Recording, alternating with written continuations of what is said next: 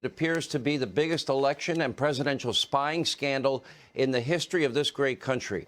I'm going to go through this slowly because without a doubt, unequivocally, the Trump campaign, their transition team, even the Trump White House, meaning the president, was spied on by the Clinton campaign.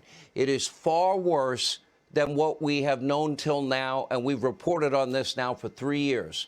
Now, thanks to a brand new filing from the special counsel, John Durham, we now know that the Clinton campaign paid a tech firm to infiltrate the servers at Trump Tower and then later infiltrate the servers at the Trump White House. In other words, illegally spying on a presidential candidate and later a president of the United States. Their end goal? Fabricate evidence that President Trump was a Russian asset or a Russian stooge of some kind. But make no mistake, this is far worse than Watergate. So let's go through this step by step. Let me refresh many people's memories. Maybe you don't have a reference point of Watergate. The Watergate scandal involved associates that were linked to the 1972 Nixon re-election campaign. These associates, they broke into DNC headquarters at Washington, D.C.'s Watergate office building. They stole campaign documents. They attempted to bug phones. In the end, 69 people were indicted, 48 people were convicted, and Richard Nixon ended up resigning in disgrace for his part in the cover-up of this. Now, of course, business is conducted a little differently in 1972 versus, 2016 when this all went down. In the age of the internet, you don't need to break into a building to steal your opponent's information. You just need access to their server. And that is exactly what the Clinton campaign did. But here's where this is even worse than Watergate. Not only did they hack into the opposing campaign and steal material, like in the case of Watergate, but then they hacked into the office of the president of this great country, according to Durham's blockbuster filing late Friday. Now, this is something maybe we would expect from Russia, China, Iran, North Korea, not an American political campaign. And clearly, the Clinton machine was willing to do anything and everything, legal and illegal, to win an election. And when that didn't work, to then smear and destroy the guy that legitimately won that election. If this filing is accurate, it is all illegal. Everyone involved should go to jail, just like Watergate, except this is far worse. Don't take my word for it. Take a look at what Nancy Pelosi once had to say after the Democratic Congressional Campaign Committee was hacked in a similar fashion by a foreign government, not by Republicans, in 2016. Take a look. In terms of the presidential campaign, this is an electronic Watergate. This is an electronic Watergate. This is a break-in. This is a break-in. And I think that we have to recognize what is happening here. Now, who the Russians broke in, who did they give the information to? I don't know. Who dumped it? I don't know. But I do know that this is a Watergate-like electronic break-in. Oh, Nancy's right that Hillary Clinton's campaign was involved in an electronic Watergate. But now, surprise, surprise, Nancy is totally, completely, utterly silent about Durham's revelations. So is the Biden administration. Now, the executive office of the president was surveilled, but the White House can't be bothered to answer one single question about it. Maybe that's because Biden's national security advisor, that guy right there, Jake Sullivan, he is at the center of this entire scandal. And here's where the story takes yet another turn. Stay with us. After infiltrating the servers at the Trump Tower and the executive office of the president and spying on her opponent and then the president, the Clinton campaign found no evidence in any form or fashion that Trump was a Russian asset. So they just fabricated all of this out of thin air. Jake Sullivan was a senior policy advisor for Hillary Clinton in 2016, propagated a bogus story about Trump's secret line to Russia. Naturally, Sullivan's wife, just to make it even more interesting, works for the Attorney General of the United States, Merrick Garland, who oversees the Durham probe. She would need to recuse herself. He would need to recuse her immediately. She should have done this on day one.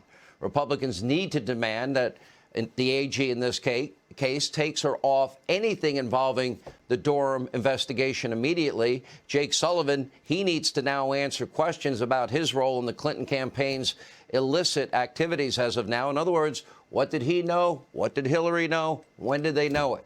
Now, Mitch McConnell, by the way, where are you in all this?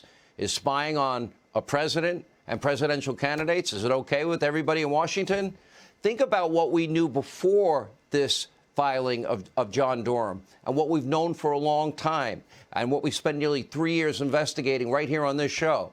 We knew about Christopher Steele's debunked, dirty Russian misinformation dossier bought and paid for by Hillary Clinton. And, of course, the money was funneled through a law firm, Perkins Coie, and Fusion GPS, and they hire Christopher Steele. We've told you that story a million times. The FBI then used that material as the basis for the Russia witch hunt. And by the way, to do that, the top of a FISA warrant says verified. We now know it's totally debunked. None of it was true. It was all unverifiable. When they found out it was unverified, they still continued to use Hillary's dirty Russian dossier. The FISA warrants against the Trump campaign associate, Carter Page. Guess what? They did it all. This is even worse than all of that. According to Andrew McCabe, if there's no dossier, there would be no FISA warrant granted. Now we know that Hillary Clinton and her campaign was spying on Donald Trump's internet activity. As a matter of fact, the entire Trump Tower, the entire White House, as a candidate, and by the way, now as president. That, too, was bought and paid for by Hillary Clinton's attorneys. And when they came up empty, Jake Sullivan was more than happy to disseminate unverified rumors and conspiracy theories as fact. In other words, President Trump, he was right the whole time. This might remind you. So the biggest scandal was when they spied on my campaign. They spied on my campaign. There's no real evidence of that. Of course there is. No. It's all over the place. Leslie, Sir, they spied on my campaign and they got caught. Can I say something? You know, this is 60 Minutes, and we can't put on things we can't verify. You won't put it on because it's bad for Biden. We can't Look, put on things we can't verify. Leslie, they spied on my campaign. Well, we can't verify It's been totally that. verified. No. It's been, just go down and get the papers. They spied on my campaign, they got caught. No. And then they went much further than that, and they got caught. And you will see that, Leslie, and you know that, but you just don't want to put it on the air. As a matter of fact, I don't know that. Okay. Leslie, now you do. So now you can go on 60 Minutes on Sunday and issue an apology. We'll be waiting for that. I doubt they even cover the story. And by the way, the same goes for fake news CNN. They spent 3 years lying to the American people. MSDNC, by the way, probably a very convenient time for the conspiracy theorist of all time, Rachel Maddow, to be on, quote, leave. You know what? They gave more time to this than any other story. 3 years of the Trump presidency. And you'd think they would spend a minute and inform their viewers that they were wrong the entire time and update them on this new development? Where's Bob Woodward? Where's Bernstein, Carl Bernstein? Anyway, remember they once cared about, quote, journalism through their top secret source, Deep Throat. They broke the Watergate story wide open. Now they are nowhere to be found. And apparently, you know, for them, politics is much more important than, quote, journalism. Now, the reason the media will ignore this story that is bigger than Watergate is because they are accomplices the entire time. They have lied the entire time. They advanced their propaganda almost 24 hours a day, 7 days a week, and they did it for over 3 years. They knew and they know the dossier was a lie, but their hatred of Donald Trump was more important than the truth. They have never set the record straight. They never made a correction. They never admitted that they were wrong. The New York Times, the Washington Post, oh, they got Pulitzers for false stories. Maggie, it's time to return it. And by the way, what about the congenital liar Adam Schiff? He sits on the January 6th committee, and they said campaign rhetoric and talk about elections has brought us to this point.